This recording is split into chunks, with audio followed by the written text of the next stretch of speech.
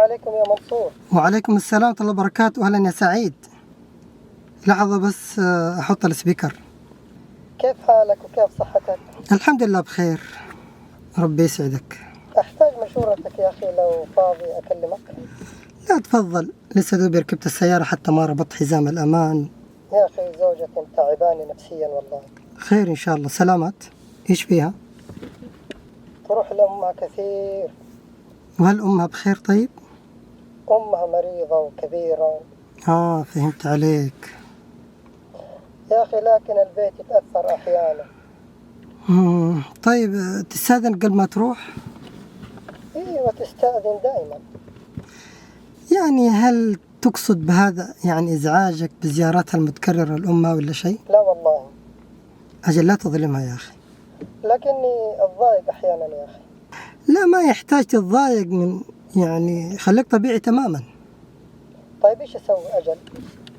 يعني انظر الموضوع يا أخي بقلبها هي نفسها. كيف يعني بقلبها؟ وضح لي. يعني تخيل أمك مكان أمها. صحيح والله. يعني هل حترضى أنت إنها تمنعك؟ لا ما أرضى أبدا.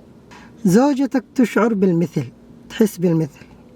والله كلامك مؤثر جدا يا منصور. وبعدين يا أخي بر الوالدين عبادة عظيمة وأنت عارف. هذا صحيح والله. وساعدها على البر يا أخي. طيب إيش أستفيد أنا؟ يعني تكسب أجر ومحبة. محبة مين؟ من زوجتك أولا، وبعدين؟ ودعوة صالحة من أمها. الله، شيء جميل.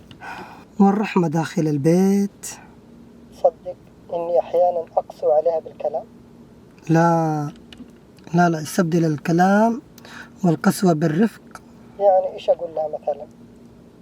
يعني قل لها روح اطمني على أمك، سلمي لي عليها، وروح معاها أنت كمان إذا سنحت لك الظروف. هل في غير كذا؟ يا أخي كلمها وأنت صادق، بابتسامة صادقة وعبارات صادقة، حتحس والله راح تفرح كثير. وكمان راح تقدرك أكثر. بالفعل اقتنعت. الحمد لله أنك اقتنعت. إن شاء الله راح أشاور عليها اليوم إنها تروح تزور أمها، وأنا بروح معها كمان وأخذ لها هدية بإذن الله. يا سلام عليك، هذا هو الزوج النبيل الأصيل. جزاك الله خير. السلام عليكم. وياك يا سعيد، جزاك الله خير حبيبي. وعليكم السلام ورحمة الله وبركاته.